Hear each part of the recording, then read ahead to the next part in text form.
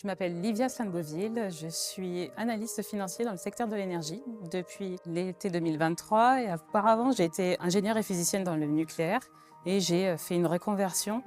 et une école de commerce que j'avais fait en plus de l'école d'ingénieur pour faire maintenant de la finance.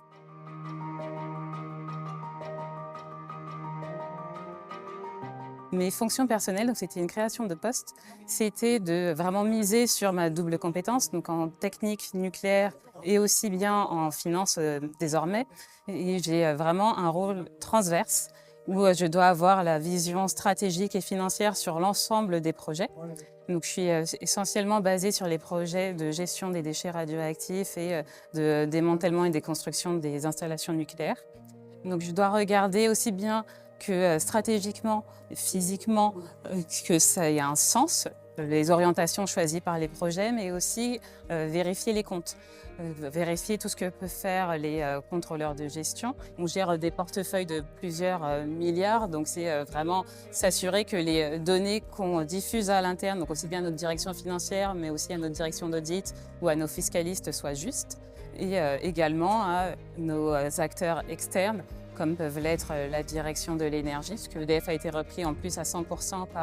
par l'État l'an dernier, mais aussi nos commissaires aux comptes notamment.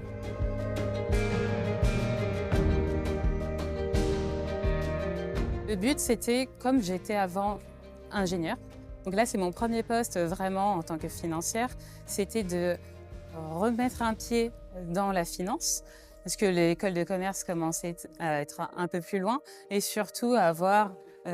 en tête vraiment toute la partie croissance, parce que le démantèlement et la gestion des déchets est un grand sujet, vu que le parc français est vieillissant. Donc c'était de pouvoir voir les possibilités qu'il y avait, aussi bien sur la gestion de dettes, parce que EDF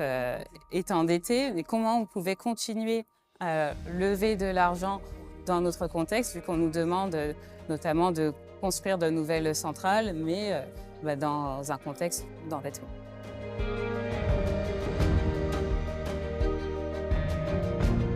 Ça a permis de fluidifier les échanges avec la direction financière et après aussi beaucoup sur les possibilités de croissance, donc en fusion et acquisition. Donc c'était vraiment pour moi l'attrait de cette formation, c'était beaucoup ce point-là. On a eu l'année dernière un retrait de cotes qui a également été abordé dans la formation, donc ça permettait d'avoir des connaissances qui m'ont servi à la fois personnellement, mais aussi que j'ai pu adapter directement